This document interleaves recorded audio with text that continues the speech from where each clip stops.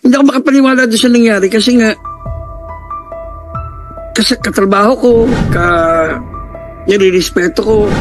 Teka, paano nalaman ni OG Diaz? Ay, hindi ko po alam. Did you talk to him? No po. What did you apologize for? We're very, very sorry, pero wala po kaming ginawang masama sa anak niya. You're very sorry for what? What did you apologize? We did not apologize po. Ang context po is sorry, pero wala po kaming ginawang masama sa anak niyo. Hindi, medyo nagugulan ako, medyo may pagka-weirdo. Umiiyak sila nung nag-sorry sila. They were crying, both of them. And they even offered to donate a certain amount to a charitable institution of my choice. Is it true? No po, Your Honor, kasi that would be very insulting po. Apparently, Sandro asked if who was with you. Nag-text back si Sandro. At ang reply mo, just me. Your Honor, wala pong invitation, wala pong direct invitation from me. Kasi prior to that, inibitahan mo nga eh. Huwag ka na mag-deny, inimbitahan mo na nga to come over your room. Salamat po sa inyong pagdating. Pasensya lang po, nagbubulungan po kami ni Miss Mahinay sapagkat meron po kaming isang guest na inaasahan din. Hindi po nakarating. Ang nais po niya ay sa telepono lang. Kasi meron din po kasing ganitong ganap din. Hindi rin po tayo naguhusga, ha? Ito lang po isinangguni sa amin noong bata nung siya ay nagreklamo sa kapulisan, siya daw po ay pinagtawanan. Kaya yaan po sana ang mga tatanong natin kung ano po ba sa ngayon ang ating pagtanggap. Unahin ko na po muna yung ating mga doktor. Opo.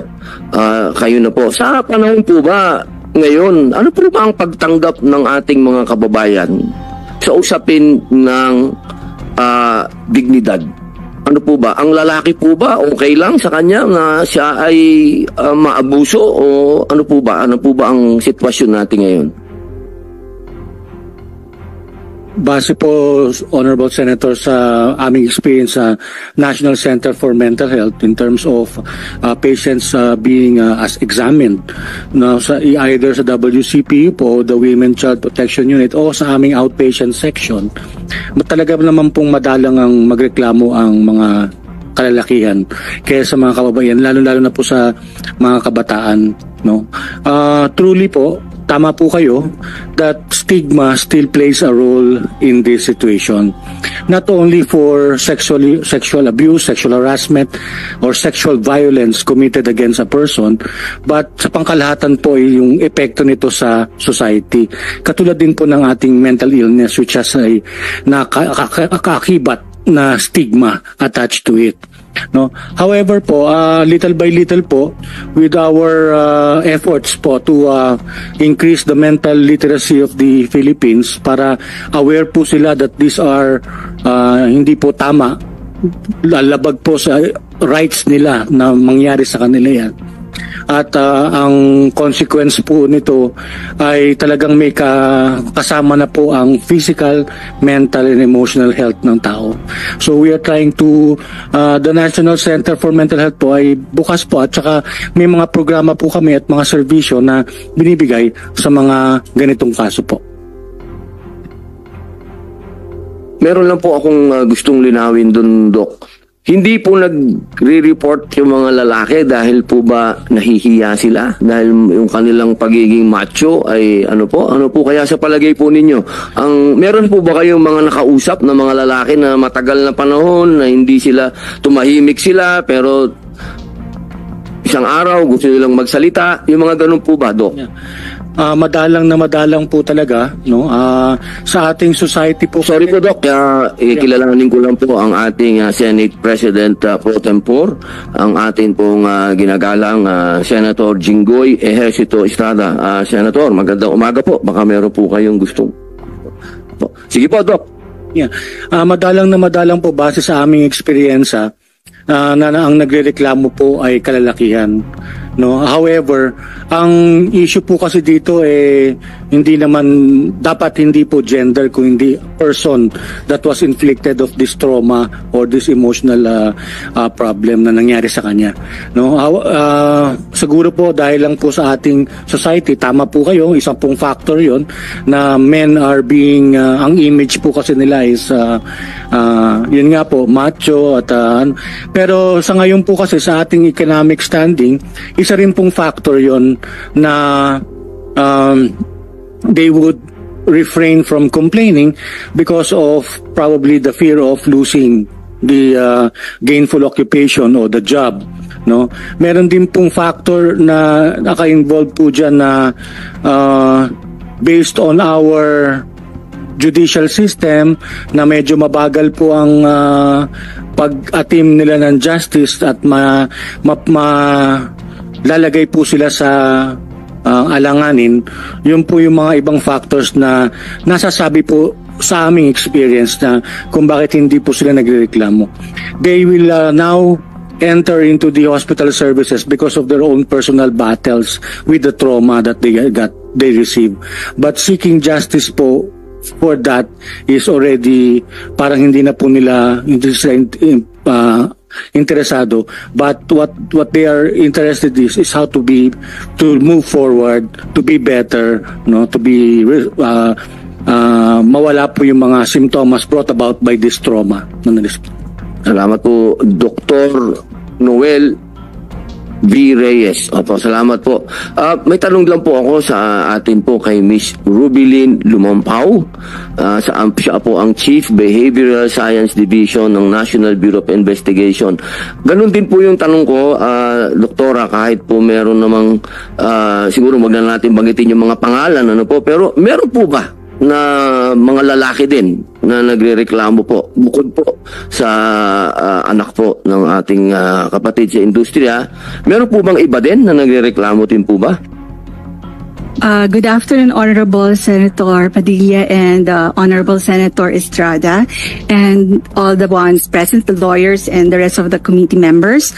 The Behavioral Science Division is mandated to screen and support our investigative units in terms of sexual violence, rape victims, victims of computer crimes, and the like. We also do forensic work and we are the only unit in the Philippines who does psychological autopsy. Okay, in our statistics po, more or less approximate 150 cases a year of bullying, sexual abuse, rape, and the like. We only get around 10%. Meron po nagrereklamo pero very minimal po when it comes to kalalakihan. So this is not new to us. This case, however, unti lang po talaga ang nagrereklamong kalalakihan. So that's kasi po meron pong nangyari na yung nag-report daw. Ano po ba ang polisiya? Halimbawa, lalaki yung nag-report kasi medyo na ano din po ako, naawa din ako dun sa bata nung nag-report na siya, tinawanan siya ng pulis. NBI po kayo ha, tinatanong ko lang po kung ano po ba ang polisiya natin sa pagtanggap sa mga ganun. Yung po ba meron talagang formal na way? Opo. Sabi po sa NBI, hindi po kami kumikiling sa kababaihan lamang. So, open po kami in all sexes. Babae, lalaki, we are gender sensitive. So, meron din po kaming mga nagiging kliyente na member ng third sex na nagrereklamo rin po. So, hindi po itong violation na to, itong pamumolestya na to is hindi lang po nakaakibat sa kababaihan lamang. So, kami po sa NBI, open po kami regardless of what gender. We will investigate and we will cater the same way as we do to the women and children. Sa halimbawa po, may ganun. Halimbawa lang po ito, hindi ko po sinasabing ganun ng NBI. Halimbawa po, may ganun pangyayari na pinagtawanan yung nagreklamo. Meron po bang parusa yung ano pong gagawin dun sa saan po magrereklamo yung nagreklamo na siya ay parang tinawanan o siya ay hindi kinausap, yung ganyan. Meron po naman siguro kayong kaakula ang parusa. In terms of legal elements, Your Honor, I think I'm not in the proper position to answer that, but our lawyers. However, I may say that this can contribute to the trauma of that person. So, mahirap po kasi, hindi lang sa babae, mas lalo na siguro sa mga lalaki, kaya hindi sila basta-bastang nagrereklamo na walang naniniwala sa kanila or less po ang pagdinig sa kanilang reklamo dahil ba sa lalaki sila. So, kami po sa NBI, we are gender sensitive. As much as possible, we will help. Lahat po na nagrereklamo, iimbestigahan po yan the same way that we cater to the women and to the girls who suffer from the same sexual molestation, abuse, and rape po. Salamat po. Opo. Thank you. Sir Ninyo Mulak, may tanong lang po kami. Noong kayo po ay nakapagdesisyon na magpunta sa NBI at magsagawa ng reklamo, paano nyo po isinagawa ito? Meron din po ba kayong kasamang abogado na nung kayo po ay nagpunta na sa NBI? Senator, thank you for the question. Nung una nga, kasi nga, ako talaga nung sinabi sa akin ng anak ko, hindi ako makapaniwala na nangyari. Kasi tulad na nasabi ko, sobrang taas ng respeto ko kay Jojo. Sir Ninyo, wag lang po nyo kumprontahin sa chairman lang po. Opo. Sinasabi ko lang na hindi ako makapaniwala doon sa nangyari kasi katrabaho ko, nire-respeto ko. So yun. So talagang hindi ko alam kung anong gagawin talaga noong una. So ang naisip namin gawin was go to Senator Bong Revilla at si Senator Bong naman yung nagsabi na if you want to go to the NBI, we can go to the NBI. Pero dahil nga, syempre, ako bilang magulang, gusto ko protektahan muna sana yung anak ko. Ayoko sana may makaalam. So we went through the channel. We went to Ms. Annette Gozon. We were trying to fix it internally. Pero I didn't know how to do it internally pero magsasapa pa rin kami ng kaso. Di po ba? Mr. Chair, yun nga po. If I may interrupt. Sige po. Nalaman ng media yung nangyari. Po? Paano nalaman ng media? Ay, hindi ko po alam siya. Sino nagkalat? Hindi ko po alam. Hindi ko po talaga alam. So when they bigla na lang po pumatok eh. first knew about it, na kumalat na sa media, saan mo nabalitaan? Sa social media? Sa radyo ba? Sana kumalat na po. Yeah. Sa social media po, unang lumabas kay OG Diaz. Sige, continue. Yan po. I'll continue. I didn't know how to do it naayusin namin internally pero still magsasampa pa rin ako ng kaso kasi I knew na once na mag-file kami ng kaso, talagang puputok na sa media. Hindi maiwasan hindi puputok sa media, di ba? Teka, paano nalaman ni OG Diaz? Ay, hindi ko po alam. Did you talk to him? No po. You haven't talked to him kasi I talked to him since sa social media mukhang detalyado yung mga pero hindi po sa amin galing talaga eh. But there were nakausap niya anak mo. We have other witnesses kasi I don't know kung paano nag-leak talaga. Ayun po. And then so it took 10 days bago namin na-file kasi nga po nagkita kami ni Annette Gozon at hinarap niya sa akin yung dalawa dun sa bahay ni Miss Annette Gozon and nag-apologize sila sa akin. They apologize for what? Eksakto pagkasabi nila sorry talaga umiiyak sila. Assuming ito po Sen talaga apologize. Let's just go straight to the point. Talaga sinasabi ko po ito. What did they apologize for? Ang exact Did they words do something they were crying and they apologized. Ang sabi nila, sorry talaga, sorry ninyo, ganon. Kasi akala namin okay lang. What do you mean? Yeah, they were sorry for what? What did they For do? what they did. What did they do? Did they admit it to you that they did something untoward? When they said sorry, syempre naiintindihan ko yung kwento ng anak ko. Yun na yun. Yun na yun, di ba? Alright. And then they said, akala daw nila okay lang. But clearly, Akala said, nila consensual. yes yan. But clearly, kung okay lang, di wala kami rito sana ngayon. Diba? At saka hindi sana nag-iiyak yung anak ko. Yun po. Sige. And Ms. Annette Gonzalez was our witness during that meeting. Yun po. Okay,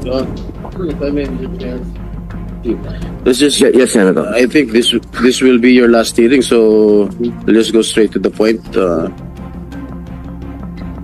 Jojo Nones and Richard Cruz, are you represented by any lawyer? You can give you can give legal advice if you wish. All right. Thank you. Diba may bigote ka dati sa Facebook? May bigote ka, Jojo. Sino ba si Jojo dyan? Nag-ahit ka na? Ang bigote mo?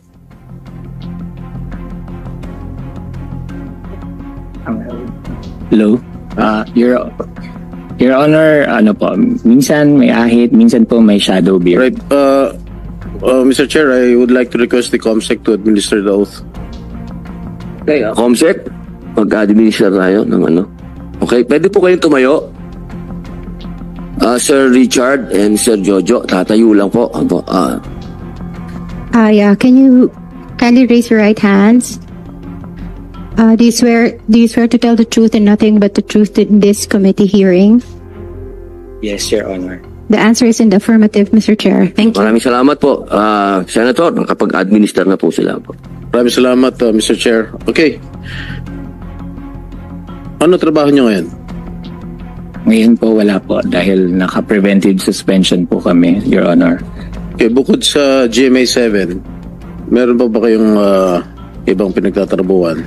Sa ngayon po Before? No, hindi pa kayo ni-issue ng preventive suspension. GMA lang po. Yeah. Okay. Sinasabi ng GMA, independent contractors kayo. Yeah. Correct? Hindi kayo sinusweldoan ng monthly? Hindi po. Ano? Hanggat may kontrata, may sweldo. Ibig sabihin per project. Yes. So pag meron kayong isang teleserye na 6 na buwan tatagal, 6 na buwan lang sweldo niya. Am I correct? Pag sa director po. As a? Pag director, ganun.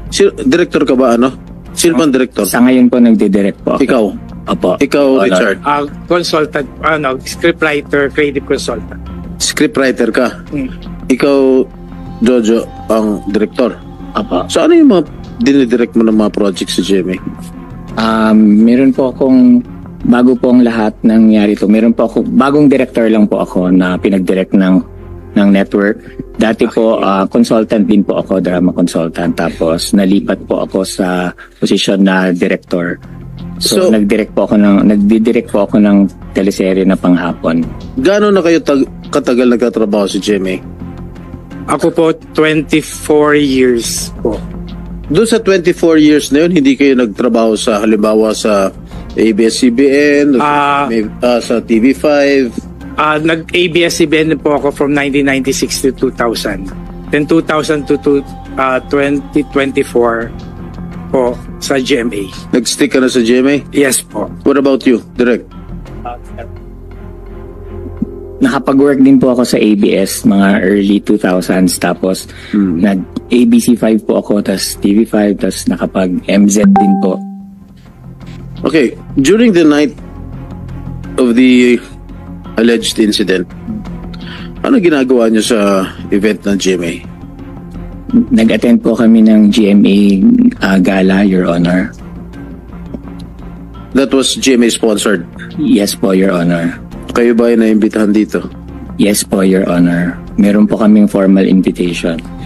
Anong oras natapos yung event? Around midnight po, Your Honor. Ha? Around or close to midnight po, Your Honor. Close to midnight. Opo. Nung mga nakalipas na event ng GMA, kayo rin ba ay naimbitahan? Yes po, Your Honor. Nag-book din ba kayo ng hotel room? Hindi po, Your Honor. Bakit?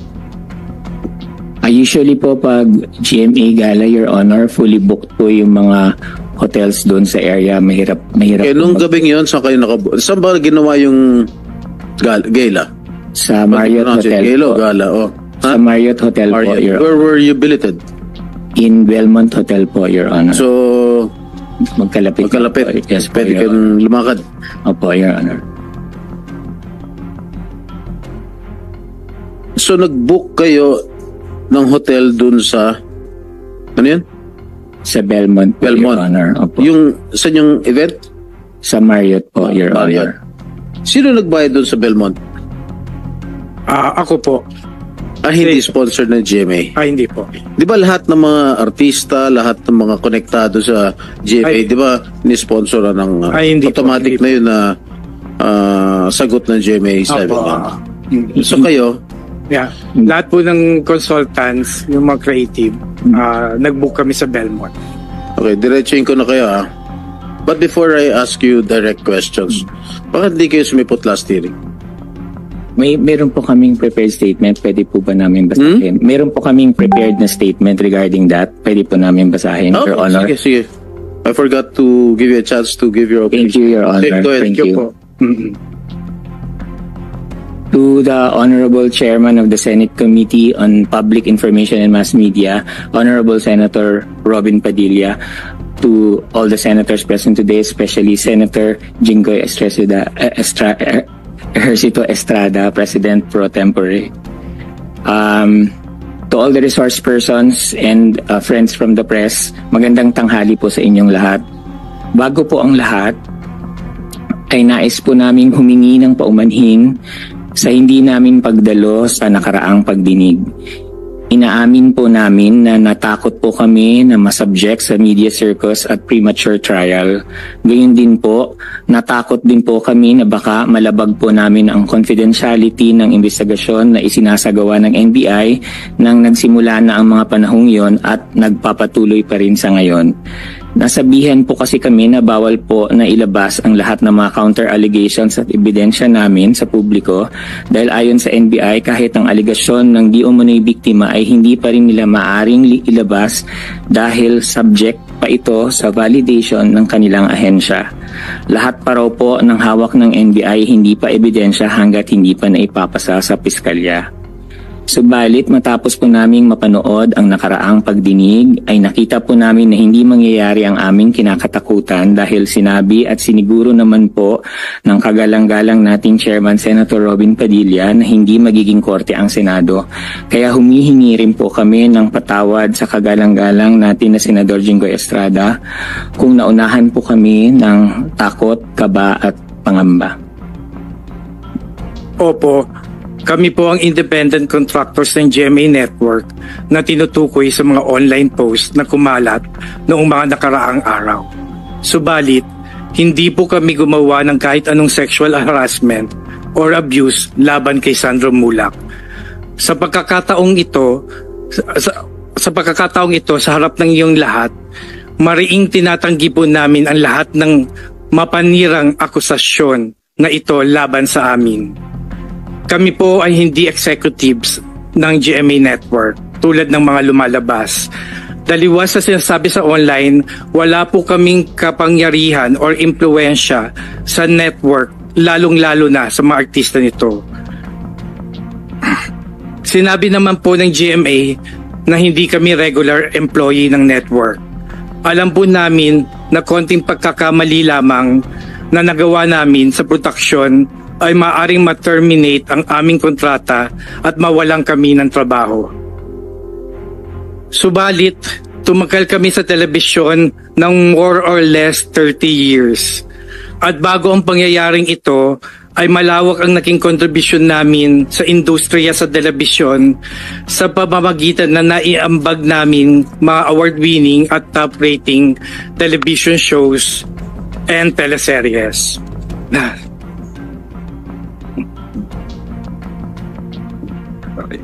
Tapos na? Hindi pa. Maganda po ang takbo ng aming karera. Sir Richard, tubig po. May tubig po kayo sa tabi po, ha? Opo. Okay. Mahaba ba yung ano? Ikaw ba Dali lang po. scriptwriter ka? Baka mahaba yan. Hindi po. Maganda po ang takbo ng aming karera. Maitatanong niyo po kami sa aming mga nakatrabaho at masasabi naman po namin na iginagalang kami at naging malinis po ang reputasyon namin sa aming mga naging employer at nakatrabaho sa loob ng 30 taon.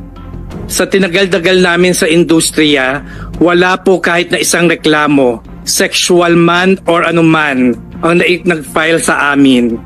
Kaya hindi po namin sisirain ang iniingatan naming pangalan at karera at reputasyon para makapag-abuso o harass ng isang tao. Lalo na po na alam namin na anak ng sikat na artista at maimpluwensyang pamilya. Ano ba naman po ang laban naming mga ordinaryong manggagawa lamang laban sa kanila? Hindi naman po namin itinatangging bakla kami. Sa katunayan, ang pagiging bakla namin ang isa sa mga dahilan kaya kami naging creative, artistic at nagkaroon ng skills na kailangan sa industriya. Buong buhay namin, ginamit namin ang pagiging bakla namin sa maayos na paraan para maitaguyod ang aming mga pamilya. Kaya napakasakit sa amin at sa aming pamilya na mabasa ang aming mga pangalan online na may caption na bakla at kung ano-anong masasakit at mapanirang puri na bansag at descriptions. Bakla po kami, oo, pero hindi kami mga abuser. Bakla kami, oo, pero hindi kami gumagawa ng masama sa kapwa. Bakla kami, oo, at may takot po kami sa Diyos. Sa huli kami rin po ay humihiling ng hustisya, mabigyan sana ng hustisya ang malisyosong pagbibintang sa amin. Kaya po naming mapatunayan sa piskalya o korte na wala kaming kasalanan. Hintayin lang po sana natin ang proseso, ang due process. Habang hinihintay po yan, humihiling po kami sa sambayanan na wag niyo po muna kaming husgahan. Iba ko na parang mga convicted na criminals. Kay Sandro, wala kaming ginawang masama sa iyo at alam mo yan sa puso mo. Hindi pa huli ang lahat magsabi ng totoo sa lahat ng mga sumusuporta sa amin. Lalo na ang mga nakatrabaho namin sa industriya na dahil kilala kami ay hindi naniniwala na magagawa namin ito. At sa lahat ng mga netizens na nagsasabi na ikaso muna at huwag kami i-publicity trial, maraming salamat po. Napakalaking bagay sa amin sa panahong ito ang ganyang mga mensahe. Maraming salamat din po sa komite, sa inyo, Senators Padilla at Senators Estrada, sa pagbibigay sa amin ng pagkakataon na magsalita, at maraming salamat po at magandang tanghali po sa inyo. Thank you. Maraming salamat po. Direk Jojo. Okay, basta dito sa Senado, pantay-pantay lang ang tingin namin. Okay, we are gender sensitive here. Okay? Thank you po, Your Honor. Pag membro ng LGBT, okay lang yan. Choice yan. Basta kami pantay-pantay lang tingin namin sa inyo lahat. Alright? Salamat po, Your Honor. Okay, sa opening statements ninyo, you deny all allegations that has been brought against you. Yes po, Your Honor. Both of you. Would you know kung ba't nagkaroon ng ganitong kabigat na reklamo sa inyo? Bakit nagre-reklamo Sandro na yung tatay ni Sandro, bakit nagre-reklamo ng gano'n? Hindi po talaga namin alam, Your Honor. At kanina sabi ni Mr. Mulak na nag-meet kayo sa bahay ni Attorney Annette Gozon, ang Vice President ng GMA7, na nag-apologize kayo. What did you apologize for? Your Honor, ang sabi po namin kay ninyo, we're very, very sorry, pero wala po kaming ginawang masama sa anak niya. You're very sorry for what? What did you apologize? We did not apologize po. Ang context po is sorry, pero wala po kaming ginawang masama sa anak niyo. No, why? Kung wala kayong ginawa, sadali lang. Kung wala kayong ginawang masama, ba't ka magsasorry? ang context po kasi yung parang, sorry, pero wala po kaming ginawang masama sa anak nyo. Hindi, medyo nagugulan ako, medyo may pagka-weirdo. So, yun po yung buong sentence namin. Sorry, Robin, ha? Hindi, ganito lang, sorry, Robin. Ano, ba't ako magsusorry sa'yo? Ano ginawa ko, di ba? Kasi buong sentence po siya, hindi lang po siya sorry. So, sorry po, pero wala po kaming ginawang masama sa anak niyo. Hindi nyo, pwede bang kung meron kayo dadagdag doon sa sinabi, bakit siya why did he apologize? For what? No. Senator Jinggoy, ito po sinasabi ko ay talagang umiiyak sila nung nag-sorry sila. They were crying, both of them. And they even offered to donate a certain amount to a charitable institution of my choice. Para lang masettle yung Is it true? Ang sagot ko po sa kanila, ako, tao lang ako. Diyos nga marunong magpatawad. Kaya ko kayong patawarin. Pero kailangan pagbayaran niyo yung ginawa niyo. Is it true that you were offering something sa charitable institution? Is it true? No po, Your Honor, kasi that would be very insulting po. Huh? No po, Your Honor. Oh, they are denying it, Mr. Mulak. Senator Jinggoy, Ms. Elect Gozon was present during the incident. Okay. I had an investigation of my own. I will ask both of you, okay. The gala was held at Marriott Hotel, correct? Yes, Your Honor. Both of you, Jojo Nones and Richard Dode,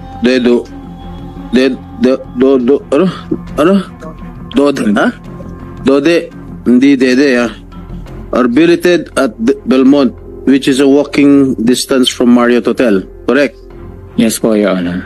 Jojo texted Sandro if he can come over to the room. I did not text that po, Your Honor. Did you have the copy of the text messages? Kasi dinilit mo lahat, nasa may telepono ko. Dinilit mo lahat yung mga messages eh. Do you have a copy of the text messages?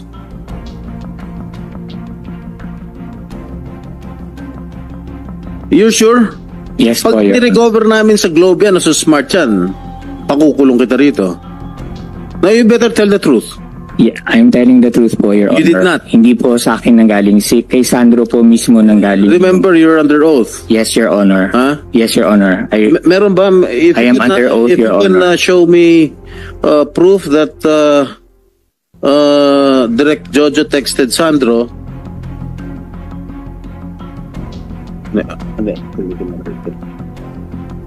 All right.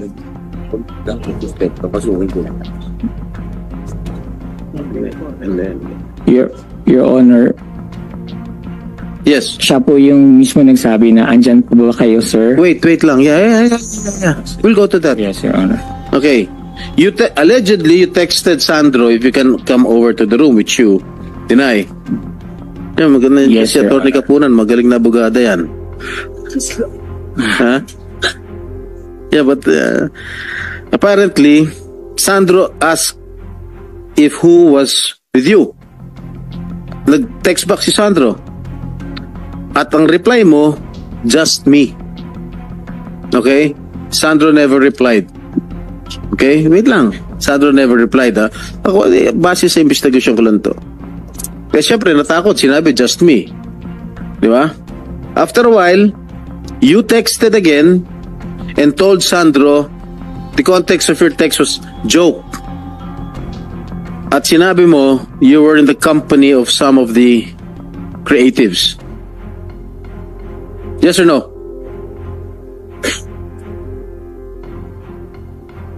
Ang eksaktong Yes or no? ang eksaktong text ko po, Your Honor, I'm with Drama Peeps but we're wrapping up na. Yes. But you texted him joke, correct? Well, yes, Your Honor. Kasi nung una, nung just me po, kasi natutulog na po sa tabi ko si Dode. And then, Then just me, Sandro did not reply. And then when Yes, you po. replied joke, I was with some of the creatives. Mismo yung mga tao sa creatives. yes po, but Creative I department. also said po, Correct.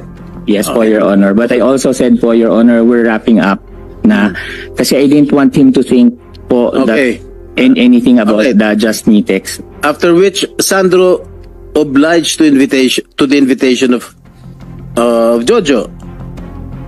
At doon nag-text si Sandro na pwede ba dumaan dyan? Sino-sino pa kayo nandyan? Yun yung lumalabas sa social media na hindi naman kinover kung ano yung prior conversation. Correct? Your Honor, wala pong invitation, wala pong direct invitation from me, from myself. Siya po yung nagsabi na pwede pa ba akong dyan Kaya sir? nga. Kasi prior to that, inibitahan mo nga eh. Huwag ka na mag-deny, inimbitahan mo na nga to come over your room. Hindi po, Your Tapos Honor. tinanong nga ni Sandro, sino nandyan? At sinabi mo, me only, ako lang. Tapos biglang sinabi, hindi na nag-reply, sinabi mo, joke. I am with some creatives. Your Honor, may we request for an executive session po so we can clarify things. No, wala pa naman, there's nothing sensitive here. As we go along, siguro. But these are Hindi pa naman sensitive yung matter. These are facts of the case po, Your Honor. These are already facts of the case po, Your Honor. I'm just asking you if it's true or false. Wala pa naman tayo sa There was no Hindi direct pa naman sensitive invitation. There was no direct invitation from me, Your Honor. I was just being polite and kind because he is my friend. But there was no direct invitation. In fact po, bago po siya sinabi na akit siya, I said we're wrapping up. Totoo ba? Do you have a copy of the text messages of Mr. Nones? We have po, Your Honor. If I may answer, Yes. Your Honor, I'm Attorney Sharina Quintanilla Raz for Sandro. We do have proof of that, but we cannot show that at the moment because it is with the NBI. And as this explained earlier, the NBI is safeguarding the confidentiality of the pieces of evidence. Do you in have this any case. representative from the NBI here? Yes. Good afternoon, Your Honor. I'm Attorney Zuleika Marie Esconales, the investigator on case, Your Honor. Do you have the copy of the text messages? The conversation? The complainant already submitted pieces of evidence to support his complaint, Your So, Honor. you cannot share it with the committee? With all due respect, Your Honor, for purposes of confidentiality, because of pending investigation, we are All right. keeping the same, Okay. Your Honor. Of course. I Thank will you, Your respect Honor. that. Okay, at that time, nung umakyat na rin si Sandro, kasi when you invited him, Sandro was in his room together with his girlfriend. And apparently, Sandro informed his girlfriend that he was going to the room of Jojo and company. Upon entering the room, Sandro was surprised since it was only Jojo and Richard who were there in the room. Correct? Correct. Your Honor, hindi ko po alam kung na-surprise si Sandro din. No, umakyat si Sandro sa kwarto ninyo. He was surprised upon seeing only both of you. Well, he wasn't surprised po, Your Honor. Wala po kami Kasi ang ganyang sinabi mo knowledge. dun sa text messages, I am with people from the creatives group. No po, sir. My exact message was just, we're wrapping up na GMA Drama Peeps referring to me and Dode, but we're wrapping up na. Okay. So, That's your word. yes. Malalaman naman natin sa investigation sa NBI yan. Did you offer Sandro glass of wine? No, Your Honor. When he arrived, he asked if we could drink the wine that was there on the ledge. Did you give a 500 peso bill which was wrapped like a straw? No, Your Honor. No, Your Honor. And apparently you poured a powder substance. No, Your Powdery Honor. substance. No, Your Honor. Your Honor, these are already very details that need to be discussed in an Your Honor, executive session. Your Honor, I think, Your Honor, these matters are part of the allegations of the complainant, Your Honor, which are now under validation of the NBI, Your Honor. In fact, Your Honor, we were also advised by the NBI with regard to that the own allegations of Mr. Sandro Mulak, Your Honor, Mr. Chair, are still under validation, even this allegation of the 500 peso bill and the alleged substance, Your Honor. So I don't know if the NBI would allow us to answer that questions, considering that the NBI also asked us not to disclose anything, even our counter allegations with respect to these matters, Your Honor. You were requesting for an executive session. Am I correct? Yes, Your Honor. Okay, Mr. Chair, I move that we hold this in an executive session right now. Meron po tayong motion na tayo po ay mag-executive session. Pakikiusapan lang po natin na maiwan lang po dito yung mga concern. Yung iba po, pwede muna pong lumabas. Marami pong salamat.